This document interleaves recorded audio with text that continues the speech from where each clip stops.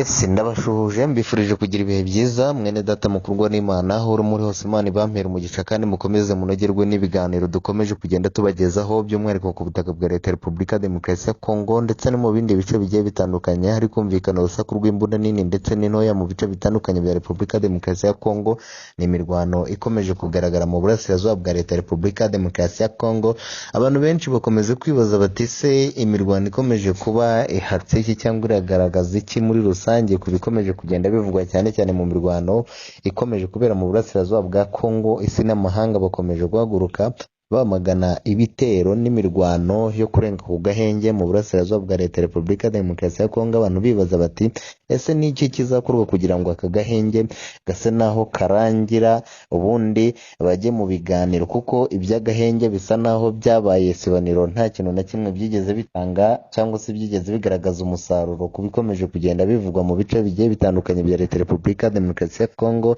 Abantu benshi rero bakeneye kumenya mu by'ukuri mu mujyi wa Goma hakomeje kumvikana urusaku rw'imbunda nini ndetse n'intoya, aka kanya byifashe bite mu mujyi wa Goma? Ndagira ngo rero munyemerere twakire mugenzi wacu ku murongo wa telefone, ariko by'umwihariko mbasaba sabone, like ni ingenzi cyane, like kuko byibura mugize like 500 mwatwereka urukundo rukomeye natwe tukahaba ku bwanyu kandi dutanga updates zitandukanye ku mutekano, diplomasi ndetse na politiki. Mabona ko natwe tuba tuhibereye ku bikomeje kugenda n'ubundi bivugwa mu mujyi wa Goma, dore ko hari byinshi bigiye bitandukanye.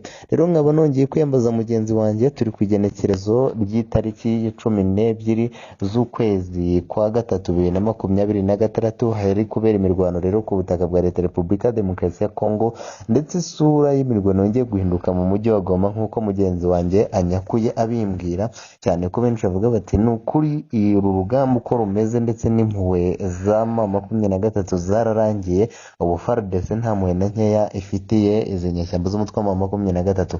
Byatumye rero niyambaza ku murongo wa telefone mugenzi wanjye, aka kanya byifashe bite bwana munyamakuru mu mujyi wa Goma?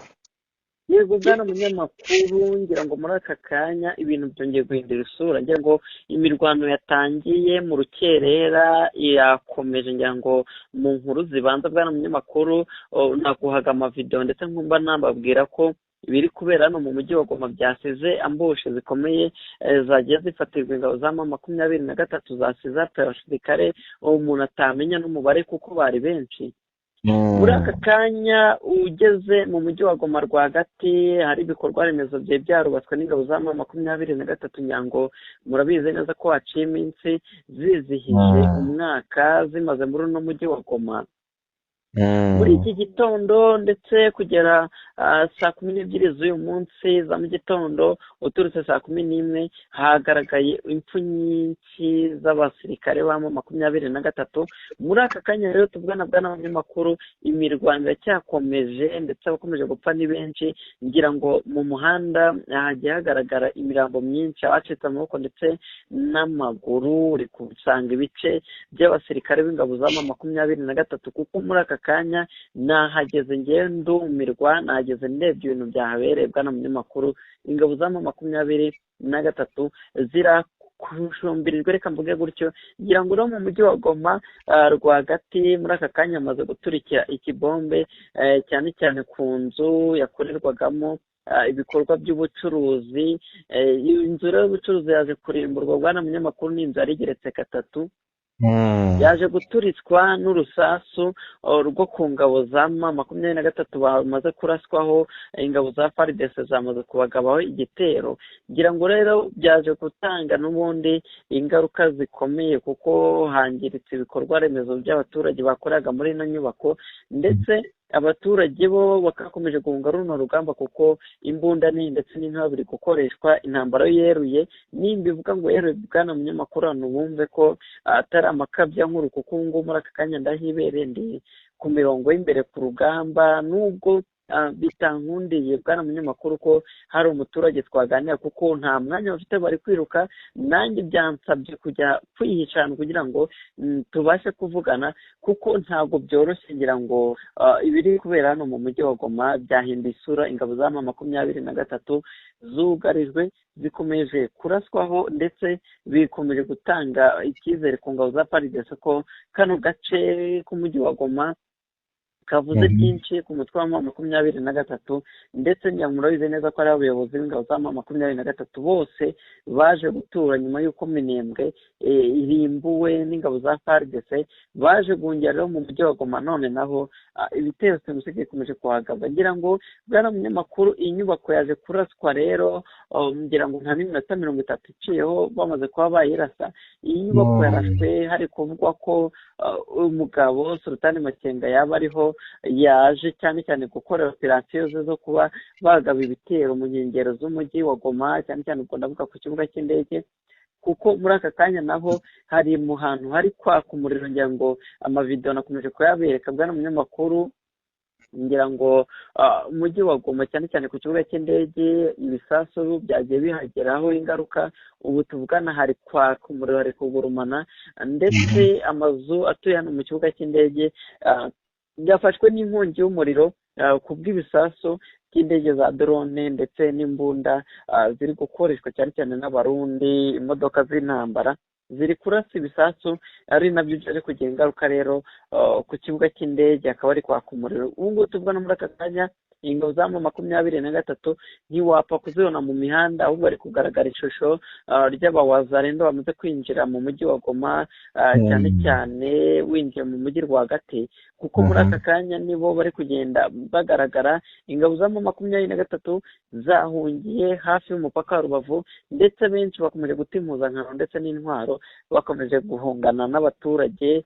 Nubwo uyu mujyi wa Goma bwana munyamakuru muri aka kanya ugoswe, ingabo za FARDC zamaze kugota ahantu hose, ndetse ari nayo mpamvu iyi ndege yahawe amakuru ko General Sultani Makenga ndetse n'abandi bajenerali baba bahungiye muri ino nyubako yagaragaye haruguru yaje guturitswa. n'ubu aka kanya irimo irakangira ngo yangijwe bikomeye, kuko indege za drone zamaze kumishaho ibisasu. urumva ko rero bwana munyamakuru ku kirere cya Goma hari kugaragara Rukobuta yongeye kugaruka ku mirongo y'imbere ku rugamba bwana munyamakuru.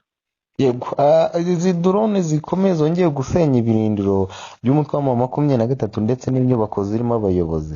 Twavuga ko izi drone zifite strategy ikomeye cyane, kuko abenshi mu basesenguzi b'ibinyamakuru mpuzamahanga barimo na RFI bemeza ko ngo hari gukoreshwa strategy zikomeye z'urugamba zo kugaragaza ko ibyagaragaye ndetse n'ibyagiye bitangazwa no mu bitangazamakuru byemeza ko ngo ubushakashatsi bugaragaza ko izi drone zifite ikoranabuhanga ridasanzwe rituma rero ngo uri ku rugamba cyangwa se ugaragaza ko ibintu bimeze ngo ari bamwe mu bazungu bakomeye cyane b'abacancuro b'abanyarumaniya ngo bazi gutwara izi ndege mu buryo budasanzwe, aho ngo biri muri metero nka 500 mu kirere. Ibyo ni ibintu bishobora kugaragaza indi sura itandukanye y'urugamba ko yahindutse. Mbere y'uko FARDC mbere yakoreshaga ubuhanga budahagije cyane nk'uko mwumvaga amakuru ko yagendaga ikubitwa, ariko aka kanya update zigenda zisohoka zigaragaza FARDC ko yifatiye ku gakanuma M23.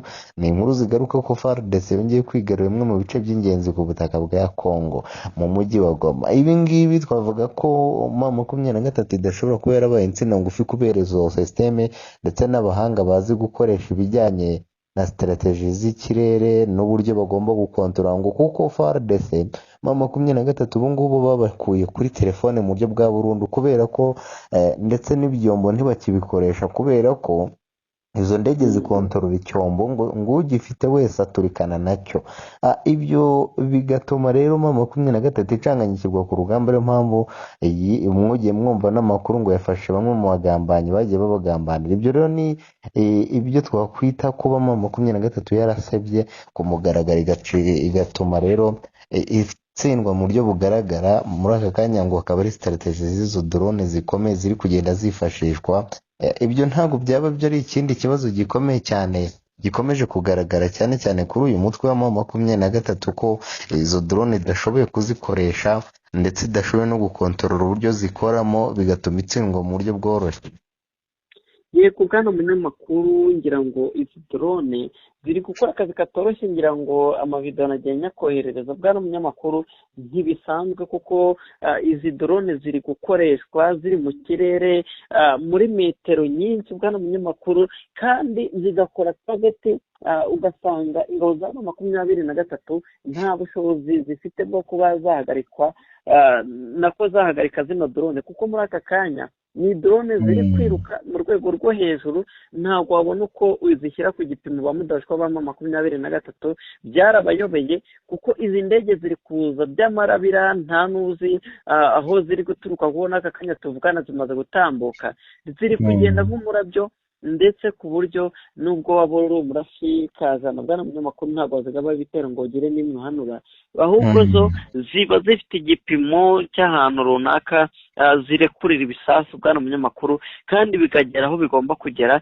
ngira ngo murabizi neza ko ambushi zose bari gutegura ziri kugerwa ku musozo, ngira ngo ingabo za M23 zikomeje kugenda zijya habi, kuko mu mwanya watambutse cyane cyane saa 11 za mu gitondo ibitero byagabwe kuri ino nyubako, ingabo za FARDC zari zamaze kubyina intsinzi, ndetse zanabitangaza ko General Sultan Makenga yagabwe igitero. ariko bwana munyamakuru ko mbibona n'amaso yanjye, ngira ngo Sultan Makenga bitamusabye ibintu byinshi, biramusaba kuba yava muri tuno duce, kuko arusumbirijwe ndetse na Colonel Nanga. ngira ngo murabizi neza ko bamaze kuba bidekarara, cyane cyane ubwo ndavuga ingabo za FARDC zamaze kwidekarara ko zigomba kuba zarangiza bano bagabo, kuko murabizi neza ko bashyiriweho igihano cy'urupfu. ngubu ahantu hose ari gutungwa agatoki ko bano bagabo bakandagiye hari kurimburwa, nyuma y'uko umutwe wa M23 babonye ko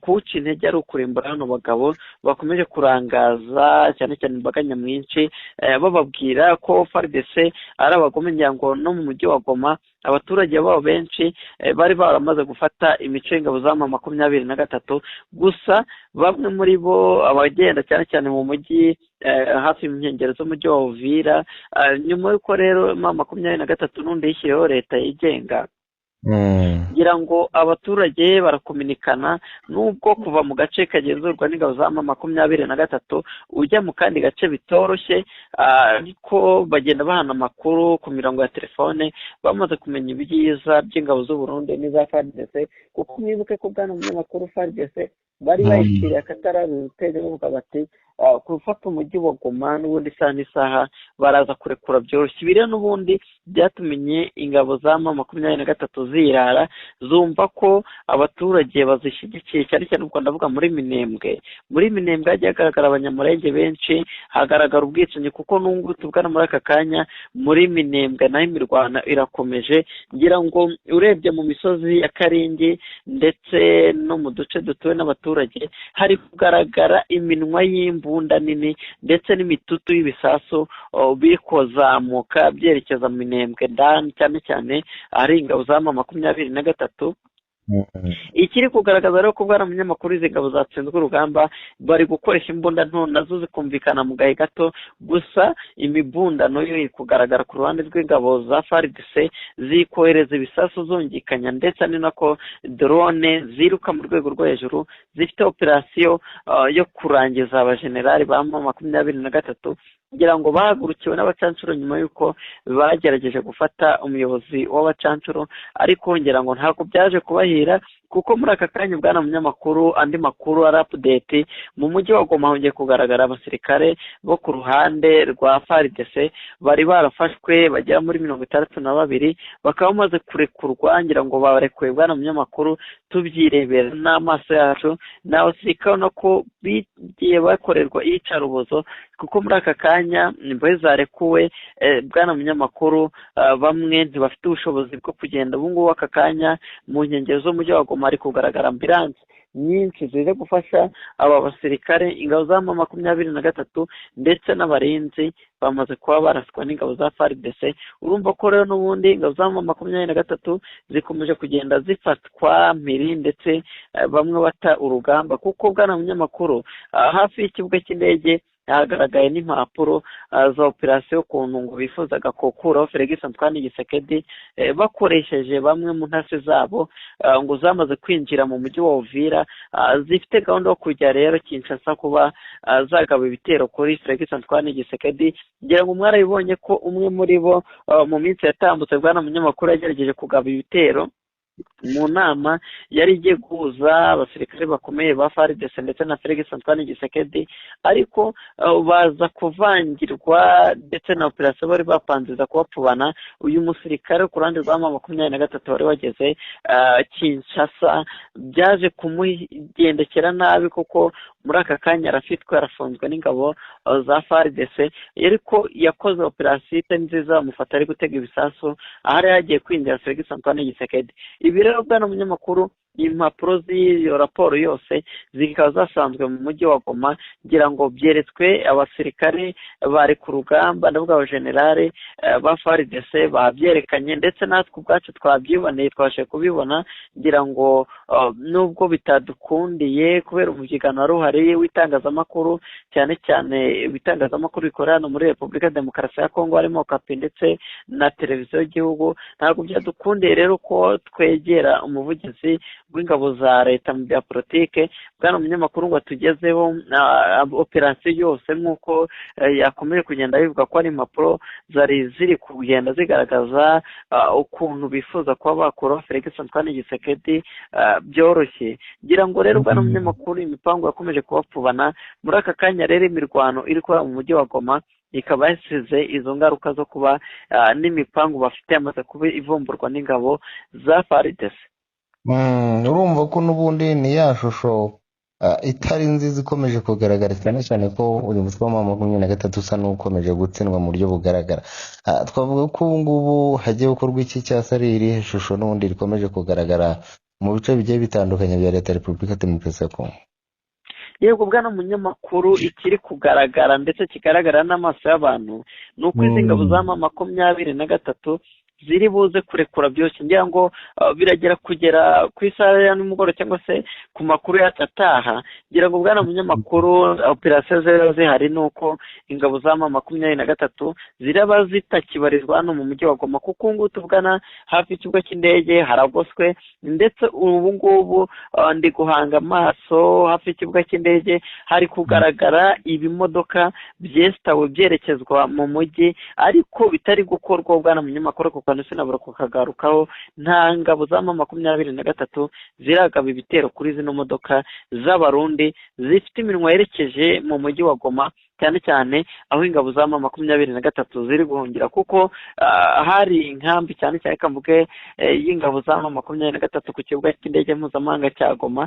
ubu ngubu harimo ingabo za leta ndetse n'abafatanyabikorwa bazo, harimo Burundi, Tanzania ndetse n'abacancuro, nibo bari muri iki kigo, ni naho ibitwaro bya kirimbuzi biri kwerekezwa. urumva ko rero ni nayo mpamvu abanyarwanda benshi bafite impungenge z'ingabo za FARDC zamaze kuba zigera ku kibuga cy'indege. benshi bari kuvuga bati n'ubundi ibyago bishobora kuba mu gihugu cy'u Rwanda nyuma y'uko ingabo za M23 zarwana zerekeza mu mujyi wa Goma. izo mpungenge bwana munyamakuru n'ubundi ziri kugaragaza ko ingabo za M23 zishobora guhungira mu gihugu cy'u Rwanda, kuko amayira arafunze ava mu mujyi wa Goma werekeza mu tundi duce. urumva ko rero ibintu bitoroshye. ngira ngo murabizi neza ko uko ingabo za M23 zari zarazitiye abasirikare ba FARDC bari batsinzwe n'uno rugamba, ubu ngubu ni nako ingabo za M23 zigoswe.